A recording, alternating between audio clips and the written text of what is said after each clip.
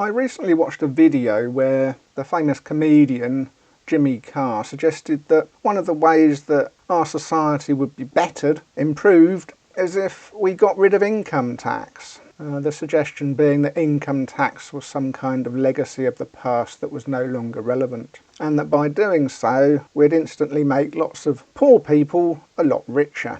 And I suppose from a philosophical ground it would allow people to spend their money as they wished, thereby paying taxes on things that they like and don't pay taxes on things that they don't like, and all this kind of thing. And this all harks back to, of course, Mrs. Thatcher, like a lot of things do, and the revolution at the time of trying to reduce direct taxes and replacing them with indirect taxes. And that is why today we have a plethora of different taxes on all kinds of things, things that everybody probably consumes at some point.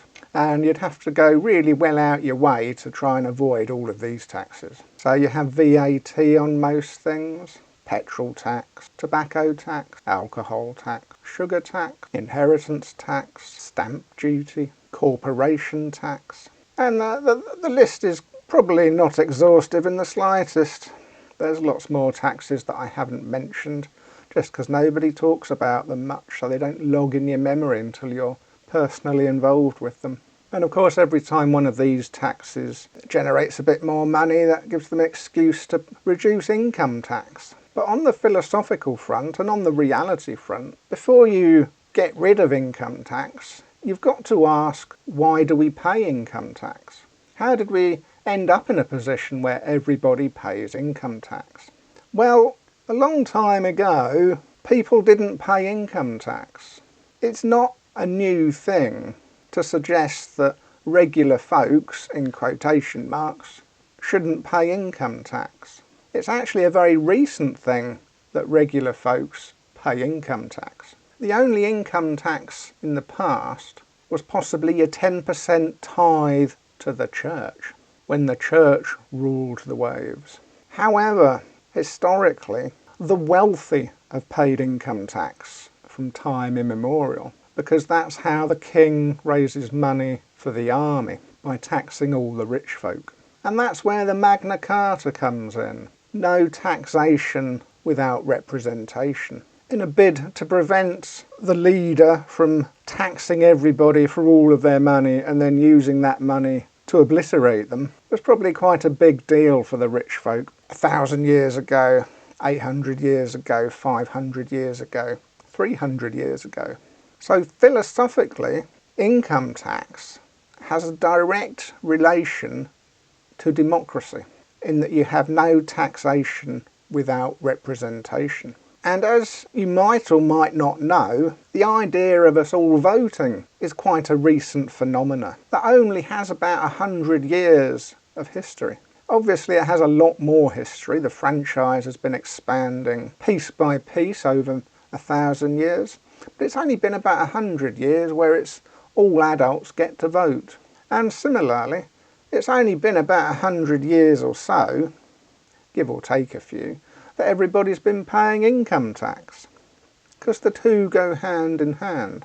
So when somebody posits the idea, as Jimmy Carr did, you have to think, are they also trying to push you towards a scenario where we go back to the old days, where we regress back to the old days where only the rich could vote, only those with assets can vote? And of course Mr. Carr might not be thinking this. He might not associate the two things.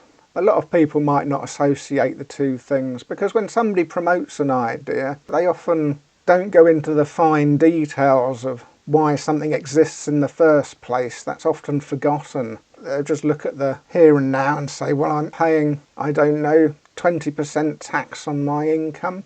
Wouldn't it be great if I didn't pay that?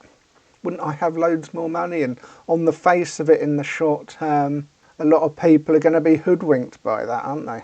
But then in 5 years' time after that, 10 years' time after that, as if by magic, the next complaint of the wealthy class is going to be, why are they voting when they have no reason to dictate how the taxes get paid, because they're not paying any? Surely the distribution of the taxing fund should only be decided by those who actually pay it. Because of course indirect taxation, that doesn't have the same weight of argument. That doesn't have the same philosophical basis. But I pay £100 in sugar tax every month. Surely I should have a say. That's my money. That's my taxation. They'll just say, we didn't ask you to buy sugar. You don't have to buy sugar. That's your choice to buy sugar. However, we pay £5 billion in corporation tax, which we have to do. Just as in the old days, if somebody bought, I don't know, some silk item on a market that's had loads of tax flowing through it in custom duties and various income taxes for the wealthy importer and blah blah blah. But the person buying it wasn't really involved in the taxes other than the taxes they didn't see that contributed to the price of it. So when that person is asked do they pay any tax, they say, well, not that I'm aware of. And likewise, you'd get into the scenario where a tourist coming over and buying goods, if they buy enough goods while they're over here for a couple of weeks, have they earned the right to vote in our elections because they paid a lump of tax? That doesn't work, does it? What the statement of the income tax is that it marks you as a resident of the place where you vote, and it marks you as a contributor to the place where you vote. And it marks you as somebody with an interest in how the taxation of your area is spent. It gives you the right to have an opinion on how the tax in your area is spent. And that opinion obviously being your vote. And so while on the face of it, the concept of income tax doesn't really strike you as a very liberal concept, because pure liberalism would suggest that you can spend your money however you want. You should get all the money that you earn and then distribute it how you personally see fit. But of course, pure liberalism in that sense is a bit absurd and has never happened before. And it doesn't correlate with the concept of a liberal democracy. The concept of no direct taxation is a philosophical concept that is an extreme that has never happened and never will. But the concept of a liberal democracy is something that we all live in and have lived in for a very long time, and has so far proved to be quite a successful means of governing. And the concept of direct taxation is paradoxically one of the pillars of that. And as stated in a previous video, giving regular folks a sudden windfall of extra cash in the short term doesn't really make them richer in the long term, because when people are left to their own devices, they will tend to spend that money on rather silly things. There's nothing wrong with silly things. I spend lots of money on silly things. Well, I say lots of money relative to how much I earn, of course, because we all do to get through life. You need a bit of silliness, don't you? You don't just want to eat a bowl of rice every day and slave away just for your bowl of rice.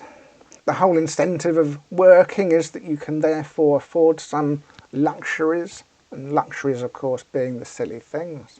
And all the things that you buy, the people who sell them are going to be aware that everybody's suddenly got a bit of extra money and they're going to pump the prices up, and before long you'll have exactly the same standard of living as you did before. Society has just readapted to make sure it can squeeze the most out of you that it can via increased prices. And all you've traded in the long term is your right to have a moan, is your right to have a say, is your right to complain about where the taxes are going. And without fail, the things that will vanish from your society will be all those things that your taxes pay for that benefit yourself, such as public services, welfare and hospital treatment. Because now you're not paying any tax and you've got all this extra money, you can afford to insure yourself for all these things. The whole reason we have social things being paid for by taxation is because the people who are paying the tax are the social. If you remove the social from paying tax and it's just the wealthy asset class that pay tax, they have no need for any welfare. They have no need for all the social aspects that the social needs. And we will return to a society of charity, where everybody's a charity case. Which sounds fine, but it removes human dignity, doesn't it? Not many people are willing to sacrifice their dignity, and an awful lot of people will just suffer in silence, or turn to drink or drugs and all the other things that humans do when they feel overwhelmed by their circumstances and there's no nets there to catch them and help them, that don't involve a loss of dignity.